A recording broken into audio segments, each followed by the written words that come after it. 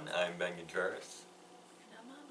and welcome to another episode of Ben Talks About. And as you can see, I have my mom here with me, and I think this might actually be the first video where you're of our talk about series where you're actually on camera. So that's good. And what other appropriate topic to introduce yourself to in terms of these videos than for us to talk about the Death Note franchise, or more specifically the anime series based on, the series Death Note. Now, I showed you this series about, I want to say 2 years ago, I think. On Halloween. Yeah, Halloween. Not this last Halloween. No. 2017 Halloween. Yeah, because we wanted to think of something that was that the first year where we stopped going trick-or-treating? No, it was the year before that, I think. Okay. So, I was thinking of something because I remember the year before that we watched a Godzilla movie. Yes. And I had to find something else for us to watch because no other Godzilla movie was on Hulu.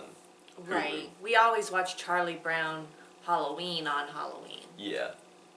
But that's only 30 minutes. Yeah. But after that I had to think of something sort of quickly, and then I decided for us to watch Death Note because I thought it looked, spooky enough for Halloween. And Has death in it. yeah. But The title, I mean. so when I first showed you this series, when I first showed you the first few episodes on that day, what was your first impression of the show? I thought it was cool.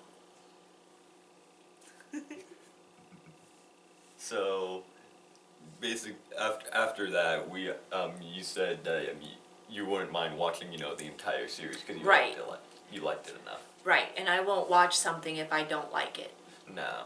I can't just tolerate a movie or a television show or music. If I don't like it, I won't watch it. And I was actually really happy when you were interested in the series, because I don't think you would really consider yourself a humongous fan of anime in general. You don't mind it, you'll watch it if I introduce a series to you, but you I wouldn't purposely seek it out, and I had I thought anime was dirty. There's a certain genre of it, Yeah. so it kind of made me scared to watch any of it. Also, when I was a kid, there was Yu-Gi-Oh! And Dragon Ball, and none of that interested me at all. But then Daniel really loves the Pokemons, and I think they're really, really super cute. And I used to watch all those television shows, but I don't know if that's considered anime. Yeah, those would be considered anime, and stuff like Hamtaro. I know you love Hamtaro. Oh.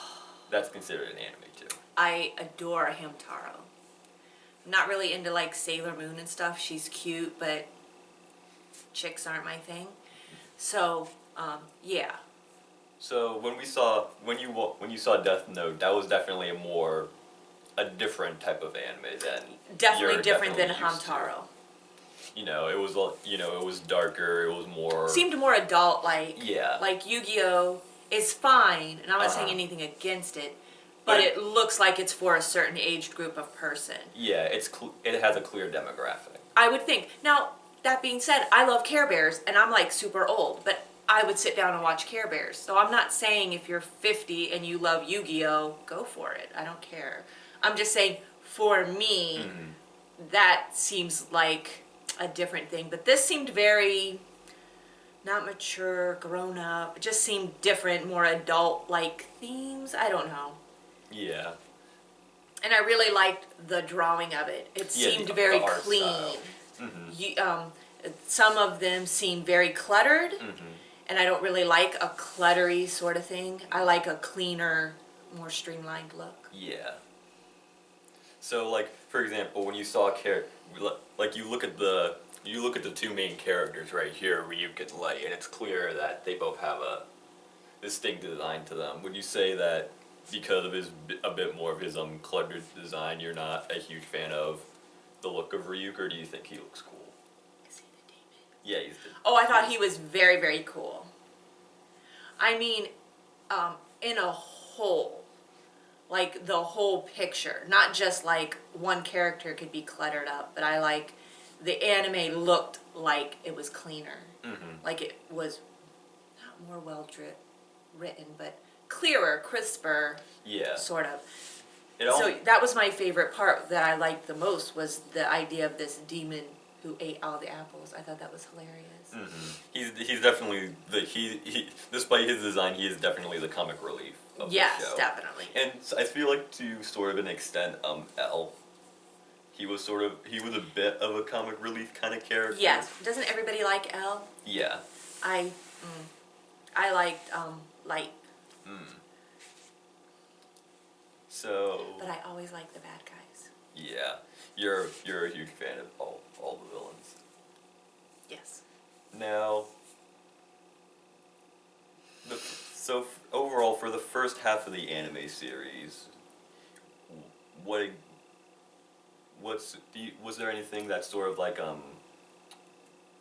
mean, I guess you sort of already answered this, but like sort of like stuck out to you. Like, was there any like particular like characters or scenes that were like extremely memorable to you? No, I just liked the story, the idea that this person, like, Light didn't go around just killing people in his everyday life No. before he got the book. Yeah. And how it's a very old theme, but how power can change a person and mold a person. And we all like to think, well, I wouldn't do that. If I won $1 million, I'd stay with my family, you know. Right, but. And then you judge harshly somebody who's divorced their spouse and ran off to Vegas with a 20-year-old. But you don't know what you would do if you were in this situation. We all like to think we would be the hero, that we would be, you know, fighting for justice. But Yeah. in reality, we're all base creatures. And when giving something like power, if that's your vice, or money, it can change you very easily. And I liked that idea of that story.